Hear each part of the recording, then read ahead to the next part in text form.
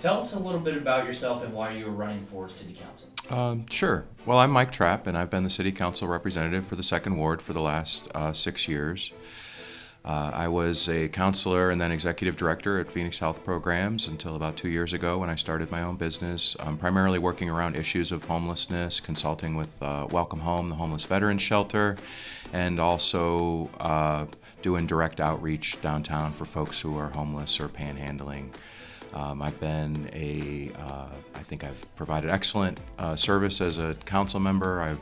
I think I'm known for thoughtful decision making, meeting with stakeholders, and I think I have a solid record of accomplishment over the last 6 years, working to promote shared values like preserving the environment, but also having a thriving economy.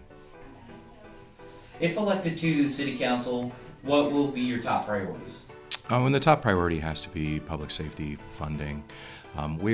This is something the public may not realize, but the city has a structural funding problem.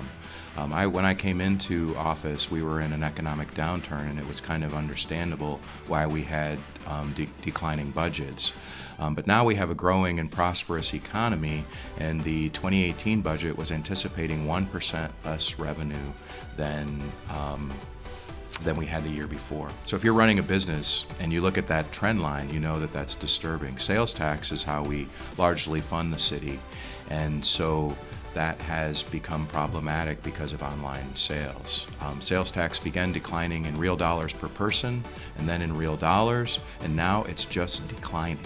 We have the lowest property tax of any city in the state of Missouri that has a police force. We have the lowest property tax of any college town that we've been able to identify. So we're going to need to bring the community together and find a way that we can adequately fund public safety.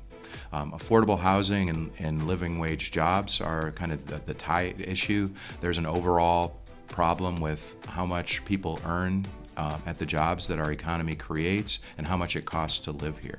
So we need to address that equation on both sides by attracting jobs that pay enough to support a family, that don't require a college education, because that's where our hole is. And we also need to address the lack of affordable housing. So I think those are the biggest issues that I want to address in my next term. For the last 2 years, the Chamber has produced a local agenda of priorities to advocate for and advance with the City Council. Are you familiar with this agenda, and what will you do to support these policy priorities? Yeah, I have had a good relationship with all stakeholders, and that includes the Chamber. I've been generous with my time. I attend their events and participate in activities. The Chamber's great about bringing in outside experts, looking at economic trends, and helping to understand the business and economic case of the city, which has been really helpful for me, kind of being a social services person. I'm largely supportive of the Chamber's local legislative agenda. I think bringing the community together to talk about how to address public safety is a great and important priority. I think transparent and open government and supporting the business climate and making sure that a prosperous economy is the best way that we're going to be able to meet our needs and address our quality of life and maintaining the great things that we have in Columbia. Tell us one thing the public might not know about you. Well, I mentioned it in my opening remarks, but that I've become a recent entrepreneur, which has really helped me learn a lot about how business works. And I've run operations and been responsible for balancing a budget and making sure that my employees get paid. But when you run your own business, you understand all of the aspects of things that other people might have done in the past. And so that's been a real great education for me, becoming a small business owner.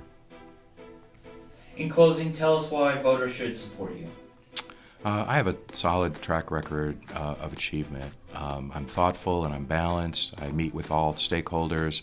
I'm dispassionate in my decision making. I look at what's going to be the long-term best interest of the city of Columbia and its people. And sometimes council members are overly overly guided by who shows up. And I recognize that most of the residents of the Second Ward are never going to come to a city council meeting. They're working people, they're raising kids. There's a lot of folks with young children, and their interests need to be represented whether they ever make it down to city council or not. So I get out and I knock on doors. I have a Facebook Live event on the second and fourth Mondays at trapforcolumbia.com, and that gives people a chance who can't make it down to still find out what's going on at City Council and to have their voices heard.